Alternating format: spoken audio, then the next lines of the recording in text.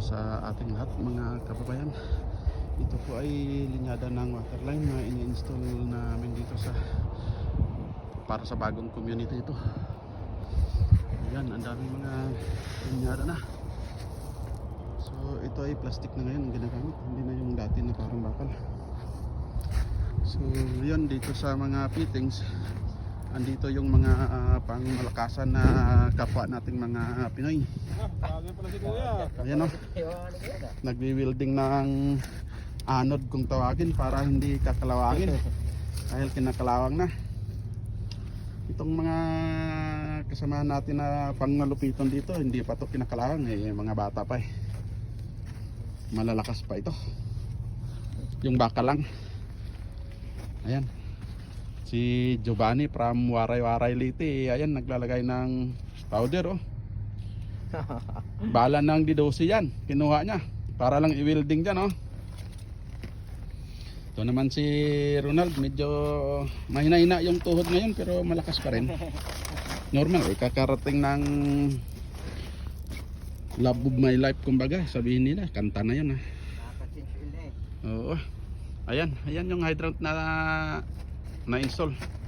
So kailangan pa rin lagyan ng ng anod. Ayan mga kaibigan, kung inyong makita yun, yung kulay puti, anod lang. Wini-welding sa mga bakal na fittings yung tawag nila dito. Ito yung water valve para sa hydrant. Ito yung C dito. Ito.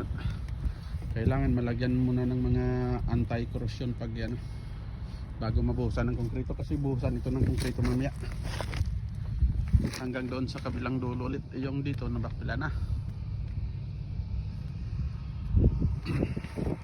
Malamig-lamig na ngayon kaya hindi nyo makita yung kapugian ng mga kapwa nating Pinoy dito.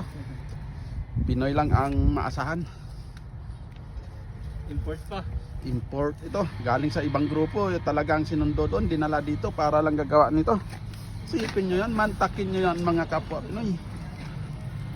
Wala talagang kapareha yung Pinoy.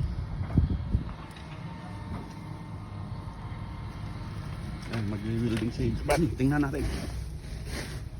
Tali-tali pa dayan Nalalaman pang patali-tali. Ay nalalaman pang patali-tali. Ganyan lang guys yung trabaho dito. Ayan, punta pa kayo dito sa Canada, akala nyo hindi malamig. Tapos magwi-welding kayo ng ganito.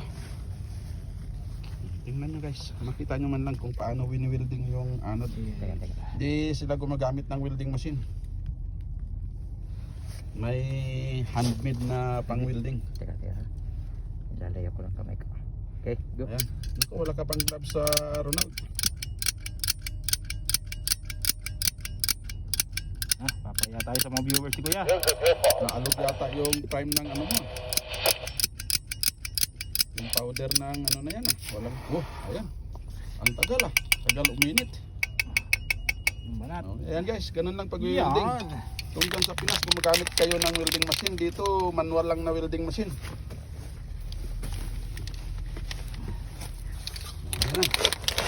Ayan, welding. Ayaw, hindi sira. Naprusin yata. Naprusin. Isik lang. Dumikit. Maligkit. Ayan, sprayan ka agad yan ng primer na pintura. Saka lagyan ng handicap na itim. Hello guys, welcome to the vlog.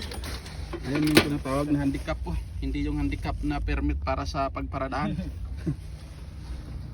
Okay, hanggang dito na lang muna guys. Balik tayo sa trabaho muna bago chika. Maraming salamat. Thank you at bye bye po sa inyong lahat.